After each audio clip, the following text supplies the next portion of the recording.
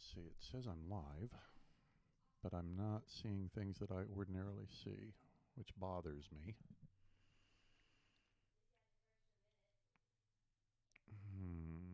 Okay, well, if we're not live, then we're not live and we'll do it again.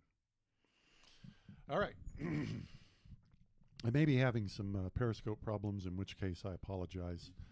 Hey, everybody, it's Jack Heald, the dad you wish you had, and it is Monday, March 23rd, 2020, and I have with me a special guest today, a real live, honest-to-God homeschooler. We've got a little different setup here. As you can see, I had to bring Bryanne to squeeze her in.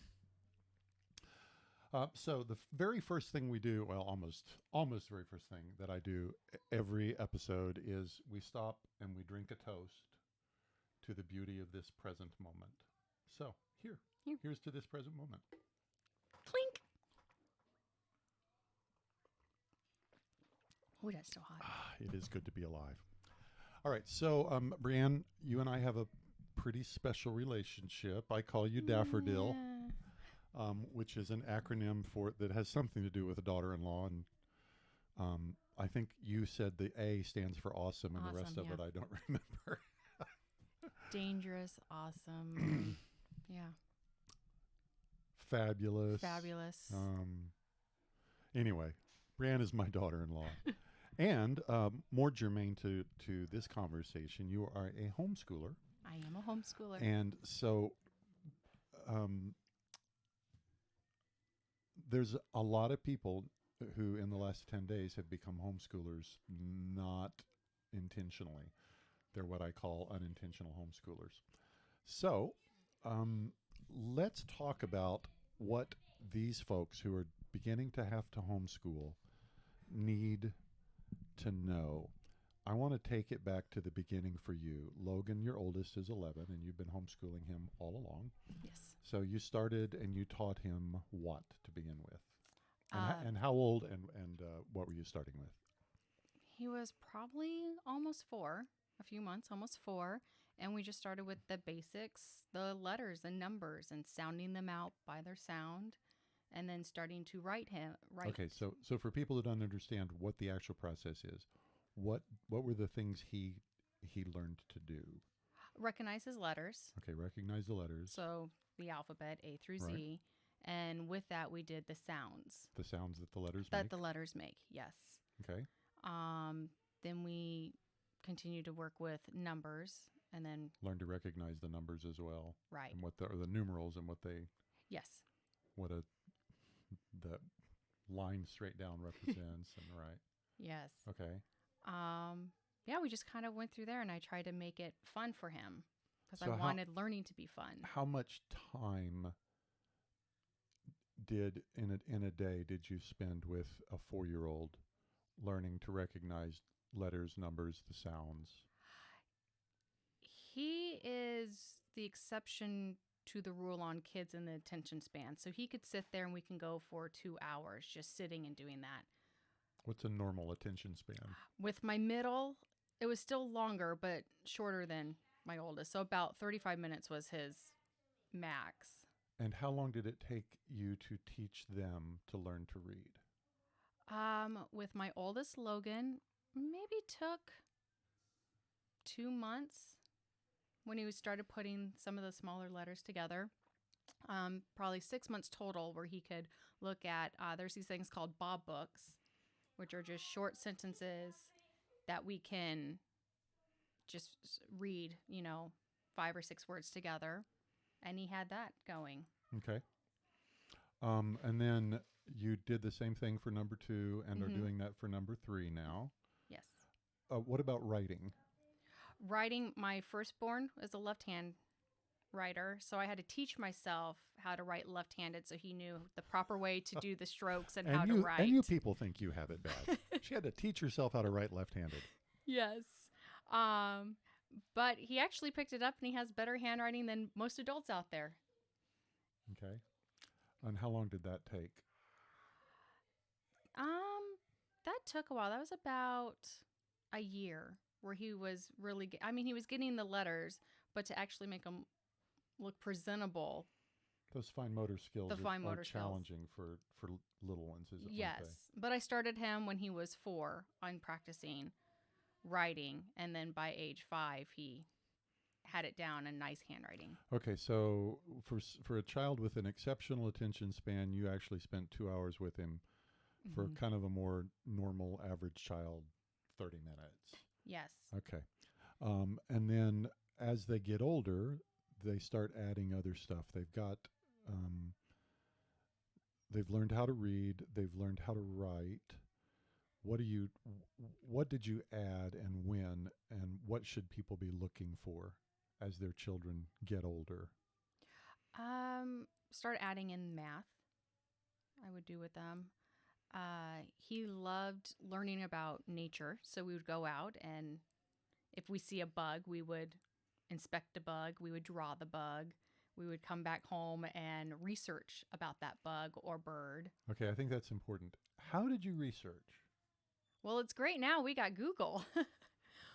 But we still would go to the library and pick up books, and or if we heard a bird sound, Google on the internet bird sounds and just kind of listen for that exact sound that we heard, that we recorded, until we pinned down that specific bird. Now, I think it's useful to point out that this is something that you are interested in. You like animals. You love caring for them and learning about them and looking for them. So that was something that you enjoyed doing anyway. Yes. Excuse me, just a minute. Do we have somebody back there backstage who needs some attention? Eli. This is a real live home operation here, folks. I've been watching Eli back there looking through, and I think he wants to see if he's on camera. Eli is the 8-year-old that you're teaching as well. So, for parents who are trying to figure out what else do they teach their kids, teach them what you're interested in. Yes. Especially if they're in the preschool to kindergarten stage. It's the best stage, and where you have so many options in learning, and they want to learn everything. Anything you're interested in, they want to know. I think that's key. Anything you're interested in, anything you show an interest in, your little ones are gonna show an interest in as well. I love watching Austin, who's the 5-year-old, because he will have, this is my favorite thing in the world, about 9 different things in a day. Yes. And it's just based on what's going on around him. So, you were traditionally schooled. I was traditionally schooled.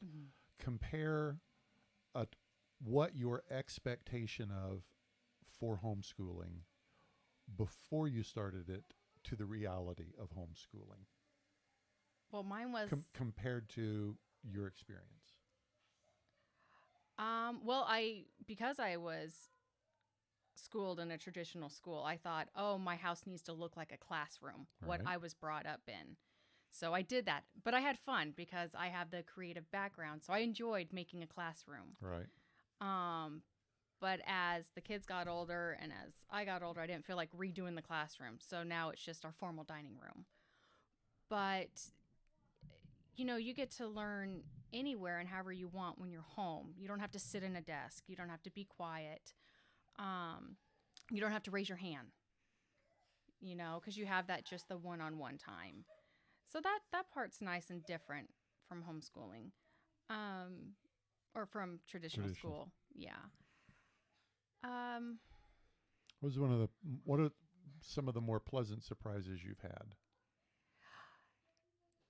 Well, I've had some surprises, like when I'm teaching my kids, oh, you don't know how to use scissors. Why don't you know how to use scissors? Or why don't you know the alphabet or the letters? Amongst the things we're supposed to do here.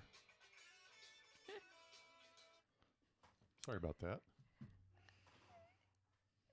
I think the best thing to see, though, is if you see them struggling on their alphabets or trying to read, and then that next day it just comes, like the light bulb clicks and they get it.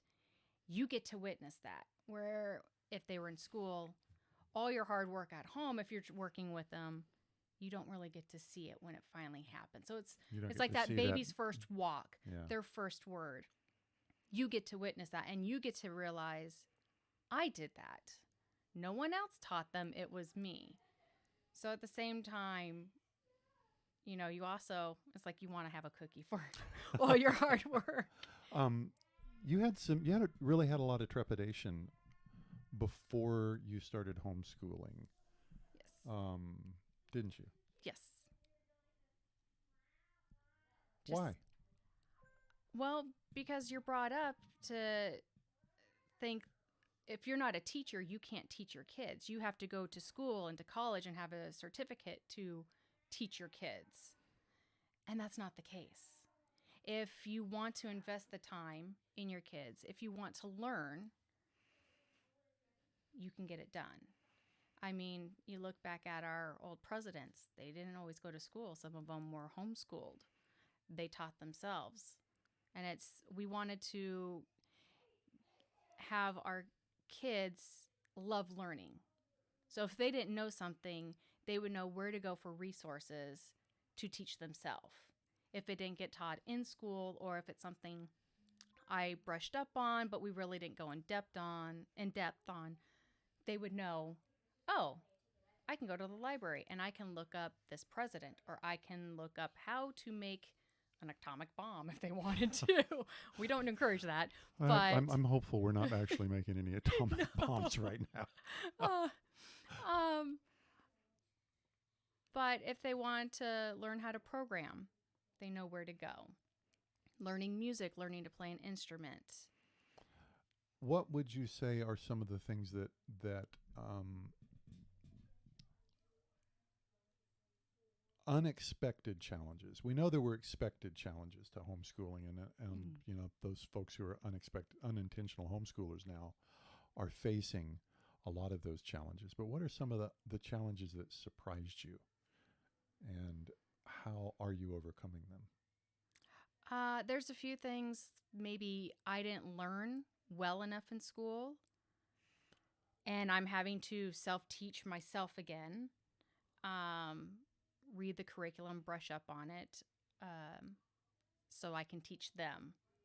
There's some things that I did learn, but maybe didn't care about and forgot about.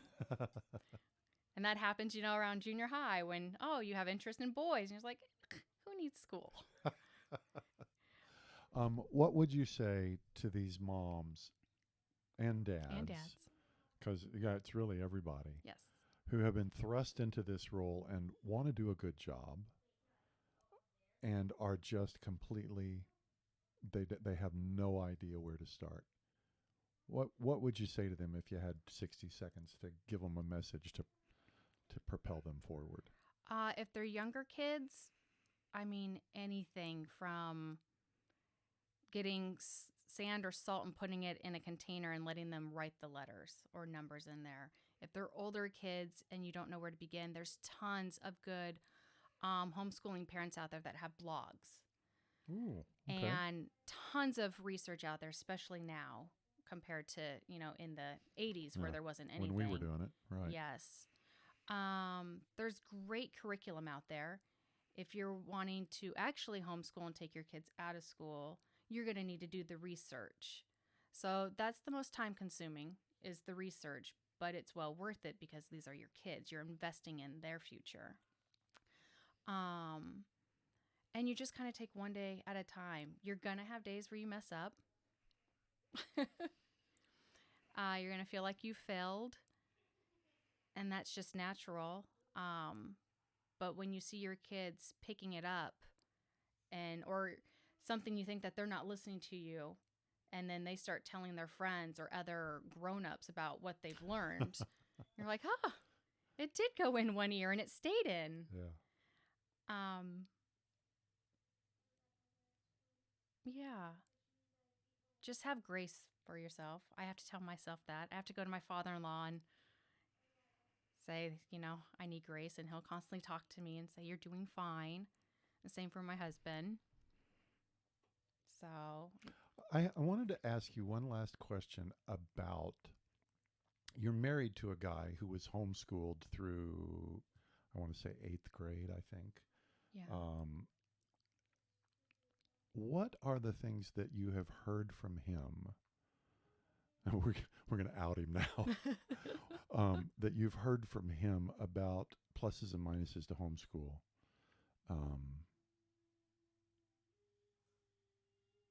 You weren't there. He was. What has he said to you about his experience now that he's an adult and a very successful one, I might add? So He really enjoyed having the homeschooling. He enjoyed running around with other neighbor kids because you guys had other neighbors that were homeschooling too. yeah, So there they were had 12, that. There were 12 homeschool kids within the 3 houses. Yes. It was crazy. He really didn't have any negatives about it. You haven't heard him say anything negative about it at all. Except for when he finally went into the public school. It was because he's an introvert. It was hard for him to really get out there and meet people. Even though he had no problems meeting with other neighbors, it's just if you're an introvert, you're not going to just say, "Hey, here I am." Right. And because he is 6'10", it was all of a sudden, "Hey, here I am." Yeah. So he couldn't really disappear into a crowd. No, he couldn't. So I think that was his only negative bit, that he didn't know how to really approach people, but that was just who he is. Yeah. It has nothing to do because he was homeschooled, which I know a lot of people, the number one question I get, aren't you worried about socialization? Not about, aren't you afraid you're going to mess up your kids or they're not going to learn everything? It's socializing. But I mean, out there you have your neighbors that have kids, you have sports clubs, you have church. You have, in homeschool, there are co-ops that you can find. So socializing isn't a problem at all. And if you meet my 3, it's definitely not a problem. Lord. Yeah, they'll have conversations with adults. They will talk your ear off. Yes. He really didn't have any negatives about homeschooling, though. He liked the one-on-one time, or where he could teach his other siblings. You know, that's a point that is often overlooked, and I've forgotten about that with our 4. You teach the older ones, and the older ones get a lot of pleasure from demonstrating to the younger ones their mastery of a subject they love, to be the teacher. And some kids are better at it than other. My oldest daughter, Audrey, was a spectacular teacher. She did as much of the teaching as your mother-in-law did, with the younger children. But there's nothing wrong with that. That's not a failure. That's making the maximum use of the resources available. And and it's showing repetition, things that they've learned, and now you get to see them demonstrate it and explain it. Yep, absolutely. To their siblings. So there's a reason to have a bunch of kids. Well, and you know, my middle one, Eli, he writes right-handed, so I didn't have to teach him. But my youngest is another left-hander. And while I was teaching Eli during times, my oldest would also show Austin how to write left-handed. So I didn't have to reteach myself to write. And he also got to observe, so he wanted to do what his bigger brothers were doing. And that there's another element of it. It's the kind of a positive kind of peer pressure. Yes. Oh, I see these older kids doing it, and younger kids are always wanting to get involved with what younger kids want to do, what the older kids are doing. Mm-hmm. So it's making positive use of the dynamics of the family to enhance learning and to enhance teaching. So, well, good. Thank you. You're welcome. I wasn't sure how long this would go. I know you and I love to talk about this stuff anyway. We do, yes. But I thought it would be good for us to have a little bit of this conversation for folks who are watching. And for those of you who may be on Periscope and are asking me questions, I apologize. I've got some technical issues with Periscope. Hopefully we'll figure them out before the next one. Well, I think we're going to call it a day for this episode. Thank you, Bryanne, for being here. We will post, if folks want to ask you questions, would you take emails? Yes. All right. Well, I'll post Bryanne's email address, and you'll be able to talk to her as a real live, honest to God homeschooling mom who doesn't have nearly enough to do with her time because she's only homeschooling 3 children. I just sit on the couch. She just sits on the couch and eats bonbons. That's yes. right. All right. I'm Jack Heald, the dad you wish you had. Thanks for joining us. Be sure to press that subscribe button so you're notified the next time that one of these publishes. We do it almost every day about this time, and we will talk to you tomorrow.